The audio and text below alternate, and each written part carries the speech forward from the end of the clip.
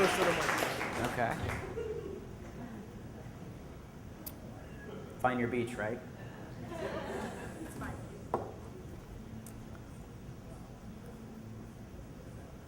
Oh, you are a kind soul.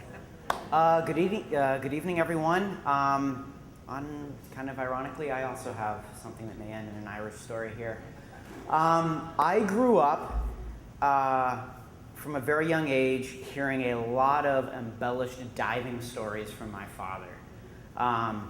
Learning it the hard way in the 70s when it was still this mysterious thing of breathing underwater.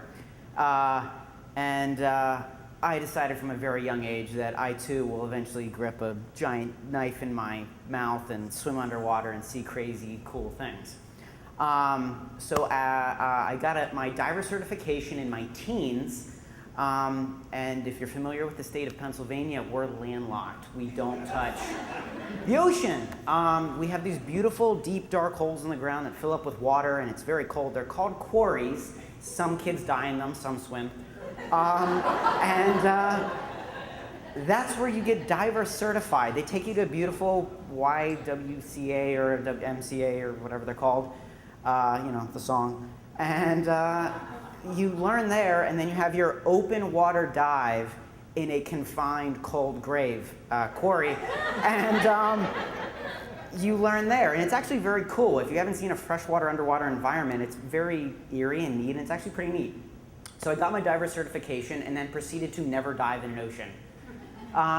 Until I turned 21, ironically enough, and my father said, we're gonna go to West Palm Beach and we're gonna go scuba diving. Yes! Teeth gripping, cool knife, awesome.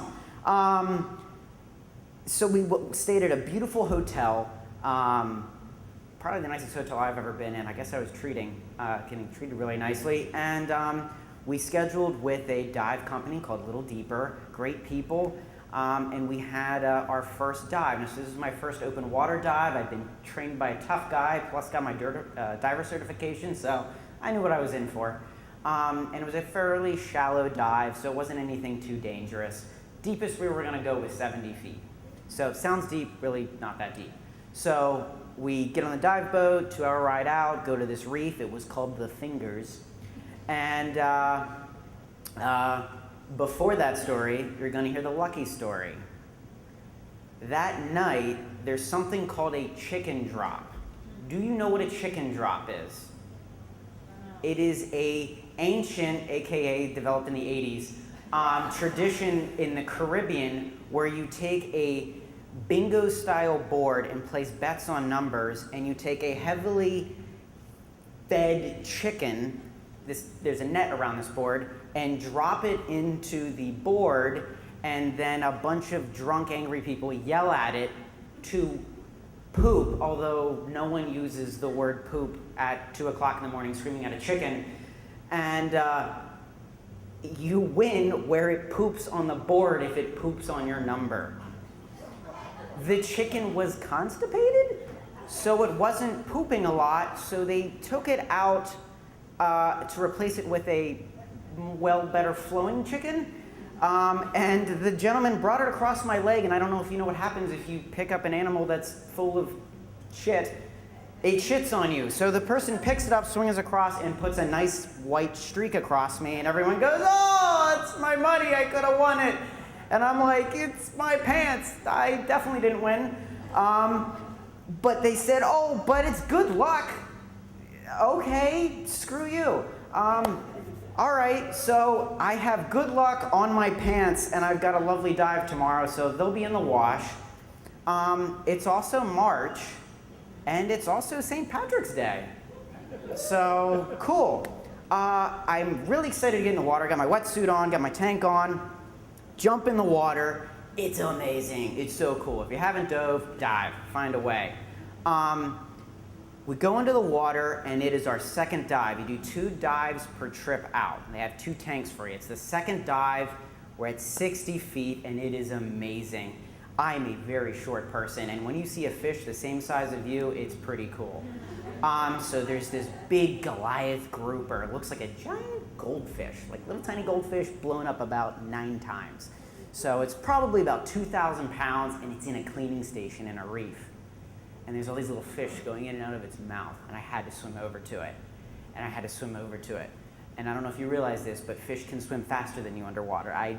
This was my first dive, so I didn't know this. So I'm chasing this fish over the reef, and it's like you're hiking, you're going up and over these reef canyons, and I finally catch up to it, and I'm like,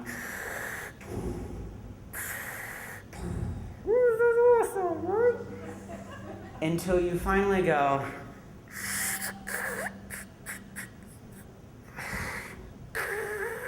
and I look at my air gauge, and it goes, oh, you have 0 pounds of air left.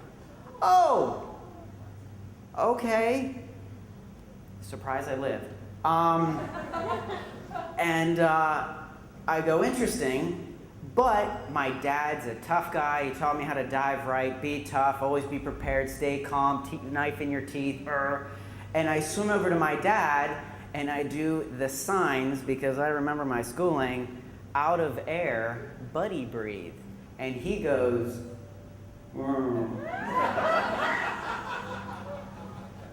out of air, buddy breathe. But turning red because I can't breathe. And he goes, so I ripped the regulator out of his mouth because I couldn't reach his octopus, which is your backup regulator. Stick that in my mouth, take a nice big breath, stick it back into his, and by then he's like, oh, okay, yeah, there's a problem. And then while I'm taking his breath, I also hear, oh, you have 2 pounds of air left. Oh, this is a problem. So we're both out of air because we haven't dove in a little while. Imagine that, we're rusty. So we go, okay, so we have to do an emergency descent. We didn't decompress. It's our second time, so you need to do your safety stop, which is like 5 minutes minimum at 15 feet. And we don't have any air for that. This is going to be fun. Love you too, Dad. Wouldn't you know it, a big hand comes behind me and grabs what's my hood of my dive suit and my dad's. He pulls my dad's weights, and he just disappears to the surface, thinking, okay, well, it's been a good 21 years seeing you. And I turn around, and there is the random Irish dive guide that didn't come out of the boat at all, wondering why he's wearing a Boston Celtics uniform. Oh yeah, that's right, he's Irish, and he saves me. He sticks his backup regulator into my mouth, and we have a jolly time going up, and we do our safety stop. I have to do more because I ran through my air and I'm an idiot. And we get back on the boat, and what, of course, is this stupid little thing he had to say to me when we got on the boat? How about that luck of the Irish, eh?